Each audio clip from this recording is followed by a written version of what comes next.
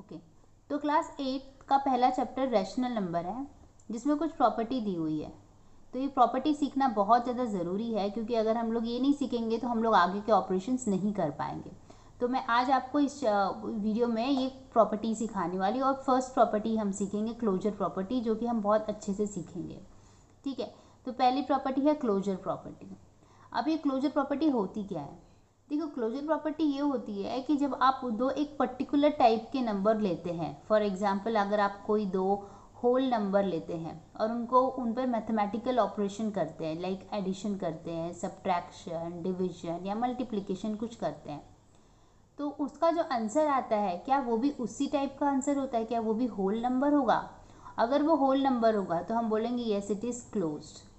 और अगर whole number पर ये मैथमेटिकल ऑपरेशन करने के बाद भी वो नंबर जो है होल नंबर के अलावा कुछ और आ जाता है, एक्सेप्ट होल नंबर कुछ और आ जाता है, तो हम बोलेंगे it is not closed under addition या फिर सब्ट्रैक्शन, हमने जो भी किया था।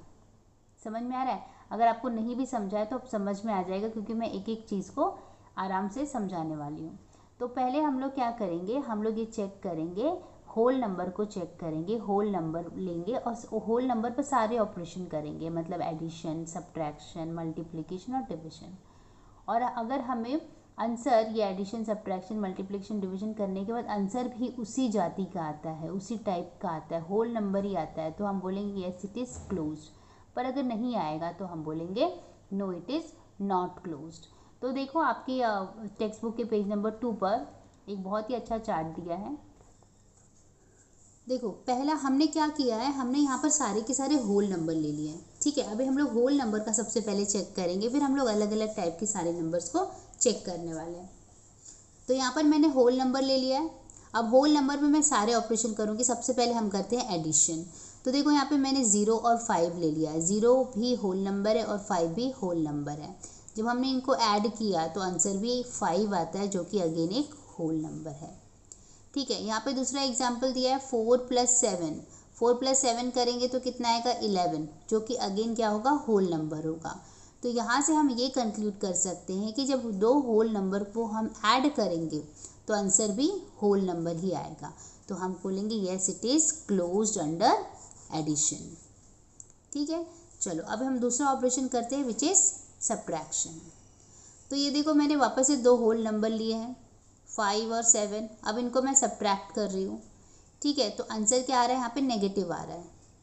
ठीक है, देखो, हम कोई भी दूसरा नंबर भी ले सकते हैं। अगर आप 7 को 5 से माइनस करोगे तब तो +2 आ जाएगा, जो कि एक होल नंबर होगा। लेकिन हम उसके बेसिस पे रूल तो नहीं बना सकते ना। तो रूल तो तभी बनेगा जब हम सब टाइप के नंबर लेंगे। तो यहाँ पर हम लोग ने अगर नेगेटिव नंबर हमने अगर 5 आगे ले लिया, 7 पीछे ले लिया, तो नंबर होल नंबर नहीं रहा। तो हम लोग यहाँ पे कोई रूल नहीं बना पाएंगे, इसलिए हम लोग इसको क्या बोलेंगे? No it is not closed under subtraction. ठीक है, जो भी हमारे रूल होते हैं वो सारे नंबर फॉलो करते हैं, और अगर उनमें से कुछ नंबर फॉलो नहीं करते तो रूल वहाँ पर फॉलो नहीं माना जाता है। इसलिए हम लोग यहाँ पर लिखेंगे no it is not closed under subtraction. अगली प्रॉपर्टी है मल्टीप्लिकेशन। तो देखो, यहाँ पे हमने एक होल नंबर लिया है, मतलब 0 लिया है, और दूसरा भी होल नंबर लिया है। आंसर क्या आ रहा है? 0 आ रहा है, which is again a whole number. यहाँ पे 3 × 7 किया, 21 आएगा, जो कि अगेन एक होल नंबर होगा। तो हम यहाँ पे क्या लिखेंगे? Whole numbers are closed under multiplication. अगला है डिवीजन। तो डिवीजन देखो, 5 को डिवाइड किया 8 से, तो 5/8। क्या 5/8 होल नंबर है? नहीं, 5/8 एक होल नंबर नहीं है। इसलिए हम यहाँ पे क्या लिखेंगे? Whole numbers are not closed under division. यहाँ पे हमने सारे होल नंबर लिए और सारे होल नंबर पर चारों मैथमेटिकल ऑपरेशन कर लिए, addition, subtraction, multiplication and division. और हमने चेक किया क्या वो पर्टिकुलर केस में क्लोज्ड आ रहा है या फिर नहीं आ रहा है। ठीक है, क्लोज्ड का मतलब यही होता है कि जिस टाइप के नंबर को पे आपने ऑपरेशंस किए हैं उसका आंसर आने के बाद भी क्या वो टाइप वही रह रहा है कि चेंज हो जा रहा है। अगर सेम टाइप होता है तो क्लोज्ड है, और अगर सेम टाइप नहीं होता है तो it is not closed. Okay, अगला टाइप का नंबर हम लेंगे। अगला टाइप का नंबर है इंटीजर। अभी इंटीजर क्या होता है? देखो, ऑल दी पॉजिटिव नंबर, जैसे कि 1, 2, 3 एंड सो ऑन, ये भी आता है इसमें। ऑल द नेगेटिव नंबर -1, -2, -3 ये भी आता है, and so on, right. And 0 means all the positive number and all the negative number, जो कि -1, -2 या फिर +1, 2, 3 इस फॉर्म में होते हैं, वो सारे क्या होते हैं, इंटीजर होते हैं। अभी उसका भी उस पर भी हम सारे ऑपरेशंस करेंगे और हम चेक करेंगे कि क्या ये क्लोज है या फिर नहीं। पहले हम एडिशन करते हैं। तो देखो -6 लिया और +5 लिया, दोनों के दोनों क्या है, इंटीजर। आंसर आया -1 जो कि एक इंटीजर है। तो हम लोग क्या लिखेंगे, yes it is closed under addition, integers are closed under addition. दूसरा कोई एग्जांपल देखो, यहाँ पे दोनों के दोनों नंबर हमने ऐड किए हैं पर दोनों क्या है, नेगेटिव नंबर है। -7 को ऐड किया है हमने -5 से, क्या आएगा आंसर। देखो यहाँ पे मैं दिखाती हूँ आपको, -7 तो ऐसे ही रहेगा, इधर प्लस माइनस तो ये -5 हो जाएगा, कितना आ जाएगा, -12। तो ये भी क्या हो जाएगा, ये भी इंटीजर ही रहेगा। तो yes it is closed under addition, integers are closed under addition. ठीक है। सेकेंड है सब्ट्रैक्शन। सब्ट्रैक्शन देखो, सब्ट्रैक्शन में अगेन हमने दो इंटीजर ले लिए, 7 और -5, सॉरी 7 और 5 ले लिया, उसको हमने सब्ट्रैक्ट कर दिया है। आंसर कितना आया है, 2, जो कि अगेन एक इंटीजर ही है। दूसरा एक एग्जांपल, अगर हम लोग उसको रिवर्स कर देते, 5 में से -7 करेंगे तो आंसर -2 आ जाएगा, पर वो इंटीजर तो तभी भी रहेगा। ठीक है, तो अब हम लोग इसको क्या लिखेंगे, yes integers are closed under subtraction. ठीक है। देखो अगली प्रॉपर्टी है मल्टीप्लिकेशन।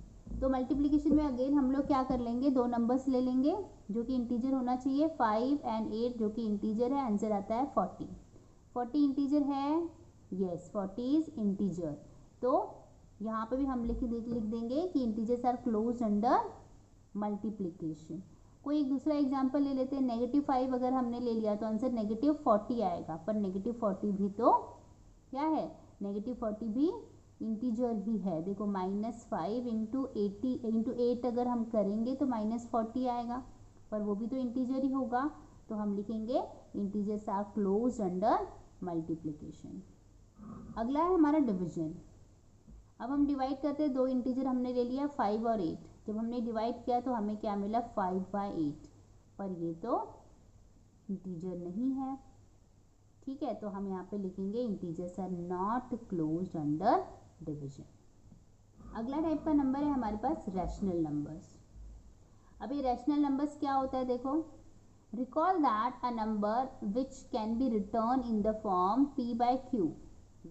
ठीक है, तो यहाँ पे देखो -2/3, 6/7, 9/-5 आर ऑल रैशनल नंबर।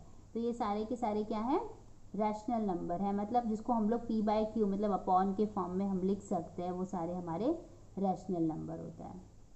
ठीक है, तो हम लोग उसमें भी सारे ऑपरेशन चेक करेंगे। सबसे पहले हम करते हैं एडिशन। तो देखो हमने यहाँ पे दो नंबर लिए हैं, जो कि एक रैशनल नंबर है, मतलब 3/8 लिया है, और दूसरा मैंने -5/7 लिया है।